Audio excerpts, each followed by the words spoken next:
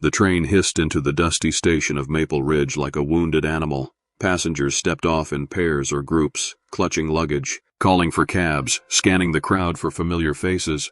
But one woman stood alone. She wore a faded shawl wrapped tight around her shoulders and boots too large for her small feet. Her dress was torn at the hem and stained with soot. Strands of auburn hair clung to her cheeks, damp with sweat and dust. A deep bruise bloomed along her jawline, half hidden beneath her scarf. The station master leaned out from his booth. "Name?" She blinked slowly. The question wasn't cruel, just routine. "I don't have one," she said after a pause. Her voice was low, cracked like dry earth. He frowned. "Well, everyone's got a name. Miss." "Not anymore," she replied. He opened his mouth to say something but stopped. There was something in her eyes, something wild, haunted. He handed her a slip of paper with a half-hearted shrug and turned to the next passenger. She wandered through the town square, clutching a small cloth bag to her chest, like it held her only reason for breathing. Children stared. A merchant muttered something about loose women under his breath. At the boarding house, the owner took one look at her and slammed the door shut. By sundown, she had found a spot behind the general store, where the ground was dry and shielded from the wind. She curled up, using her bag as a pillow. The stars blinked overhead like distant, uncaring gods. That night she didn't sleep, not really. The cold bit at her bones, and the voices of drunken men in the alley kept her awake. One of them passed close and laughed. "Pretty one." "That," he slurred. "Bet she'd be grateful for company." Another laughed. Footsteps approached. Her hand reached instinctively for the shard of glass she kept hidden in her boot. But then, everything went quiet. A shadow moved at the end of the alley. Broad shoulders, heavy boots, a long coat that brushed the ground. The man didn't say a word, but the drunks sobered immediately. One of them whispered, "Jake," and they both vanished like rats chased from a barn. She peeked through the cracks of her makeshift shelter. The man stood in silence, looking in her direction. Even in the darkness, she could feel the weight of his gaze. He didn't step closer, didn't offer food, didn't offer words. He just watched. When she woke the next morning, the town was already buzzing with rumors. "That woman, no name, no ring, probably a runaway. I heard she came from the west, where the fire happened." Weston looked at her. "No, he wouldn't. He's not that kind of man. Maybe he just saw something familiar." She wandered through town again, trying to find work. The bakery sent her away. The tailor laughed in her face. No references, no surname, no chance. By dusk, she returned to the alley. Her body ached. Her stomach gnawed with hunger. She leaned her head against the wall and let the tears come, silent and slow. A shadow fell over her again. She looked up. It was him, Jake Weston. His face was unreadable. Scars lined his jaw. His eyes were like smoke, gray, shifting, hard to hold on to. He didn't speak. He simply reached out his hand. She stared at it for a long time. And then, because she had no husband, no name, and no place to go, she took it. Weston didn't lead her through town. He led her around it, down a trail no one used, past the dry creek bed, and into the foothills where the land turned harsh and silent. His horse walked slow, like it understood the woman behind the saddle hadn't eaten properly in days. She didn't speak, neither did he. The only sound was the wind catching dry grass and the distant cry of hawks overhead. She held tight to the saddle horn, unsure if she was being rescued or taken. When they arrived, the cabin looked like it had grown out of the mountain itself, low, weathered, half covered in climbing vines. Smoke rose from the chimney. There was no welcome sign, no lantern to greet her. Weston dismounted, tied the horse, and opened the door without a word. He glanced back once. She hesitated, then stepped inside. The inside smelled of cedar and tobacco. A stone fireplace glowed low, casting flickers of light on the wooden walls. There were 2 rooms, one with a cot, the other with a large, sturdy bed. Weston pointed to the cot and set a basin of water on the table. Bread and beans were already out, still warm. She moved slowly, uncertain. "Why are you helping me?" she whispered. He didn't answer, just turned and disappeared through the door to the other room. The next morning she woke before the sun. A blanket, one she didn't remember pulling over herself, lay tucked beneath her chin. Outside, the sound of an axe echoed through the hills. She stepped to the window and saw him, Jake Weston, shirt damp with sweat, splitting logs with the focus of a man trying to forget something. The town didn't forget either. At the saloon, whispers spread fast. "He took her up there. No one's been in that cabin since the fire." She's trouble, mark my words. But Weston didn't care. He returned only once to the blacksmith, and when asked about the woman, he simply stared until no one dared ask again. Back at the cabin, she cleaned in silence, scrubbed the table, mended a torn curtain. She didn't owe him anything, but doing something, anything, made the silence less unbearable. That night, as she sat by the fire with a cup of weak tea, Weston finally spoke. "Eat, sleep, leave when you're strong." She looked up. His voice was deep but quiet. She studied his face, scarred, hollow, not cruel but carved by grief. "I have nowhere to go," she said. He didn't respond, just stared at the fire, jaw tight. Outside, a storm rolled in. Wind howled through the cracks of the cabin, but for the first time in weeks, she didn't feel afraid. She didn't even know his story, and he didn't ask for hers. But something unspoken settled between them that night, like the silence was holding its breath. The next morning, the mountains were dusted with frost. She stood by the fire, cradling a chipped mug in her hands. Weston had already gone out. He always left before dawn, always returned at sundown, never explained where. She wasn't sure how many days had passed, maybe 3, maybe 6. The rhythm of the cabin was simple, silence, work, warmth. It was more than she'd had in months, but the silence was beginning to feel heavy. That evening, she followed him quietly, not far, just to the edge of the ridge where he always disappeared. She kept her distance, hidden by scrub trees. From behind a rock, she watched him kneel beside a crude wooden cross. 2, actually, one small. He didn't pray, didn't cry, just sat there for a long time, his head bowed, shoulders stiff. The wind pulled at his coat. She stepped on a twig. His head snapped around. Their eyes met. She froze. Weston stood, walked straight to her. She braced herself. Fear spiked in her chest, but he didn't raise his voice. He didn't grab her. He just said, "Don't follow me." She nodded. "I'm sorry." That night she packed her things, a few clothes, the half-eaten loaf of bread, a piece of soap she'd found. He didn't owe her anything. She shouldn't have come, shouldn't have stayed. Before dawn, she left the cabin on foot, headed down the mountain trail, alone. But the land was colder than she remembered. Her legs trembled from hunger. Her boots blistered her feet. By midday, she collapsed near a dry riverbed. The sky turned darker. She thought of her father's voice, cold and final. Her fiancé's hands, too rough, too demanding. The locked room, the slap, the silence that followed her like a shadow. She had no name, no husband, no destination, and now no strength. When she opened her eyes, the sun was gone, but the stars weren't out yet. A shape loomed above her. Weston. He didn't speak. He just lifted her as if she weighed nothing and carried her back up the mountain. She was too tired to fight him. When they reached the cabin, he didn't set her down on the cot. He took her to the big room, to the bed. He placed her there gently, pulled the blanket over her, and left. A moment later, she heard something she hadn't heard before, a door closing softly, then another, then silence. She was alone in his room.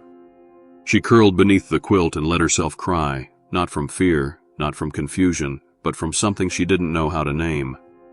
She woke to the smell of bacon. It didn't make sense. She hadn't asked for it, hadn't even seen Weston in the night before after he carried her back. But now, on the wooden table by the window, there was a plate, still warm, still steaming, bread, eggs, and bacon. He was gone again. She sat on the edge of the bed, unsure if she should eat. Then her stomach made the decision for her. She finished everything.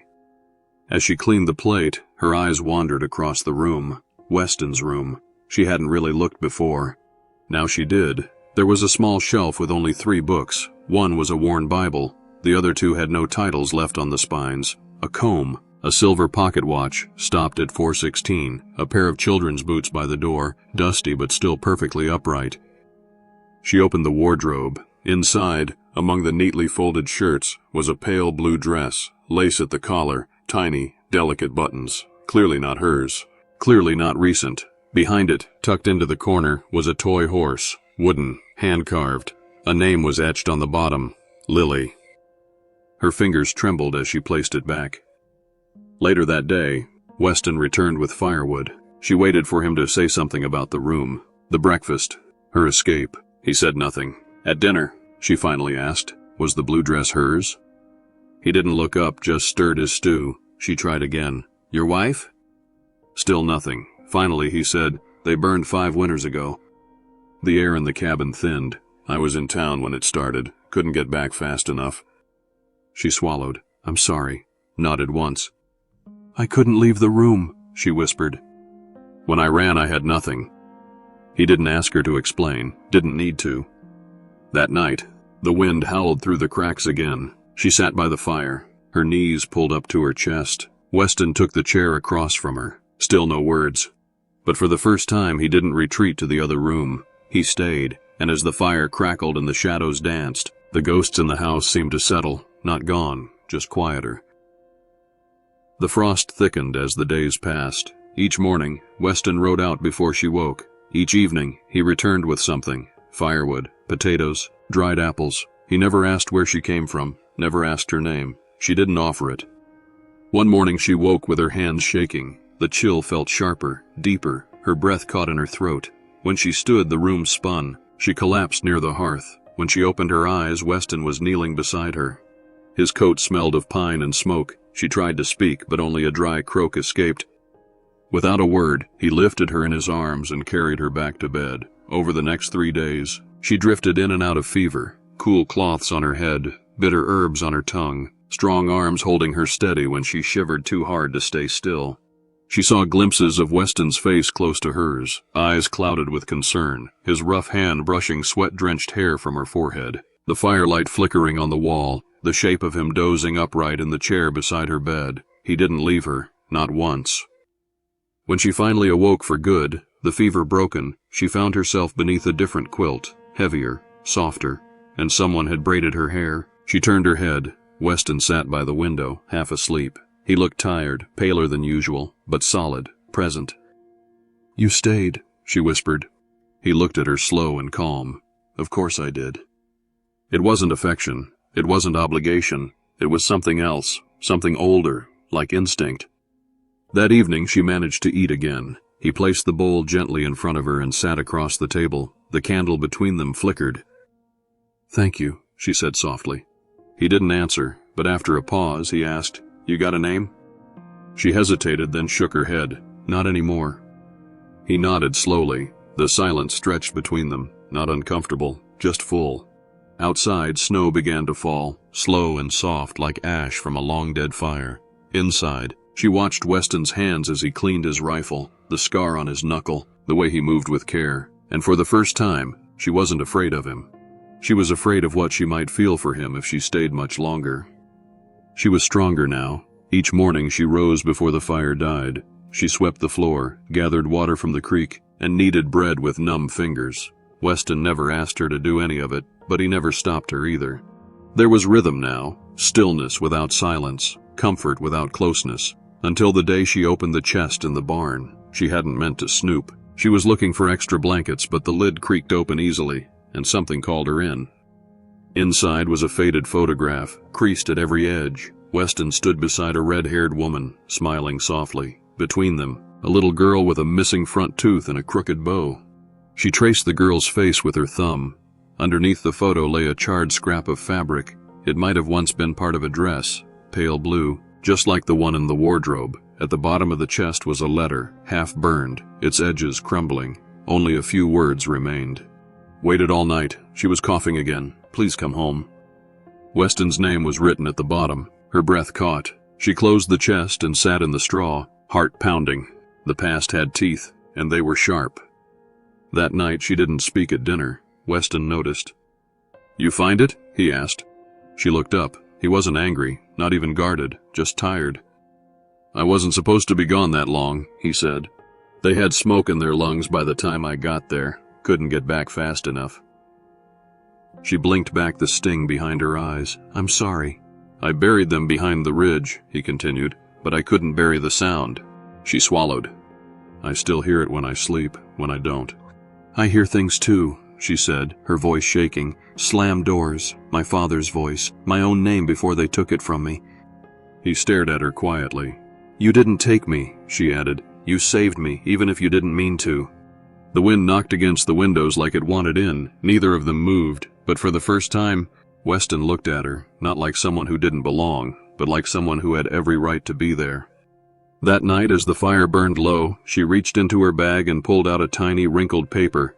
A birth record, her real name, the last thing she'd taken when she ran. She looked at it for a long time, then fed it to the fire. The snow melted slowly in Maple Ridge. Spring was near, but the cold still clung to the hills. Down in town, gossip returned like thawing rivers. She's still up there, living with him like a wife. Something's not right. No decent woman would stay with Jake Weston. And then came the man in the brown coat. Sheriff Eli Burns hadn't walked through those streets in nearly 2 years. Not since Weston broke his brother's jaw in a saloon brawl that no one dared talk about. Now he was back, with a badge, a new star on his chest, and a telegram in his pocket. It was from the Capitol about a missing woman, the daughter of a prominent judge, last seen boarding a westbound train, suspected runaway, possibly abducted. He recognized her the moment he saw the sketch.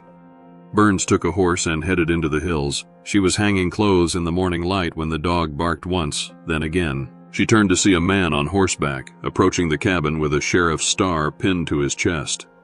She froze. Weston stepped out from behind the barn, rifle slung across his back. His eyes were hard, unreadable. The sheriff tipped his hat. "Didn't expect to see you playing house, Grady." "You're not welcome here," Weston said. Burns ignored him, looking at her instead. "Miss, you all right?" She didn't answer. "Name's Sheriff Burns. Folks down east are looking for you. Said you were taken by force." "I wasn't," she said. "Then why no word? No telegram? No letter?" "I didn't want to be found." Burns laughed. "That's not how the law works, sweetheart. You're somebody's daughter, somebody with power, and right now, you're considered missing property." "She's not property," Weston growled. "You think the judge cares what you say?" In one smooth motion, Weston stepped between her and the sheriff. "She's not going anywhere," he said, low and steady. Burns reached for his gun. Weston didn't move. She stepped forward, voice sharp. "If you take me, I'll scream. I'll say you hurt me. I'll say anything. I'd rather die in this cabin than go back." Burns narrowed his eyes. "You're making a mistake."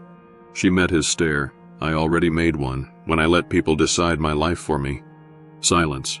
Then Burns turned his horse. "You'll regret this," he muttered. They watched him ride away until he was gone from sight. Only then did Weston lower his shoulders. She touched his arm, just once, and he let her. The sheriff didn't take defeat kindly. 2 nights later, the sound of hooves shattered the quiet. Weston was already at the door, rifle in hand. She moved to his side, heart pounding. Outside, 3 men dismounted. Burns was among them, lantern in one hand, pistol in the other. "I gave you a chance, Grady," he shouted. "This time I'm not asking." Weston didn't answer. He just moved to the front porch, calm as ice. "She's not yours," Burns growled. "You're harboring stolen blood." "She belongs to no one," Weston said. "Not even me." Behind Weston, she grabbed the shotgun hanging by the hearth. Her hands shook. Her breath came fast, but her mind was clear. The last time someone came to take her, she'd stayed silent. Not now. The first shot rang out like thunder. One of the deputies fell, clutching his leg. Gunfire exploded in the dark. Weston moved with terrifying precision, firing, reloading, shifting position. Burns dove behind the water trough. The third man tried to flank the cabin but was stopped cold by a slug to the shoulder. Then, everything went still. Smoke hung low. The porch rail was splintered. The dog whimpered from under the stairs. Weston stepped forward. Boots crunching over broken glass. Burns raised both hands. All right, he muttered. She stood behind Weston, still holding the shotgun. "Go," Weston said. Burns hesitated. "This isn't over." "It is for you." The sheriff mounted his horse with a sneer and disappeared into the trees. Inside, she dropped the shotgun. Her hands were numb. Weston turned to her. "You okay?" She nodded, though she wasn't sure if it was true. "I'll fix the door," he said. "I'll make tea," she replied. Neither of them smiled, but something shifted, like a wound that finally stopped bleeding. That night, Weston cleaned his wounds at the table while she sewed the rip in his sleeve. When her fingers brushed his arm, he didn't flinch. "You could have let me go," she whispered. "I didn't want to." She looked up. "I didn't want to either," she replied. And for the first time, he reached for her hand, not with possession, not with apology, but with quiet promise. The cabin healed slowly. Weston rebuilt the porch rail with fresh cedar from the ridge. She planted herbs beneath the kitchen window, basil, thyme, a little lavender she'd saved from her old bag. He didn't ask why. He just brought her more seeds. Some days he spoke a few words, fewer than most men used in an hour, but every one of them mattered. She came to know the shape of his silence, what it meant when he looked at the sky or when he stood too long at the edge of the field. He still visited the graves, always alone. She never followed again, but one afternoon he came back carrying something wrapped in canvas. She opened it carefully. It was a carved sign, simple and rough. Home.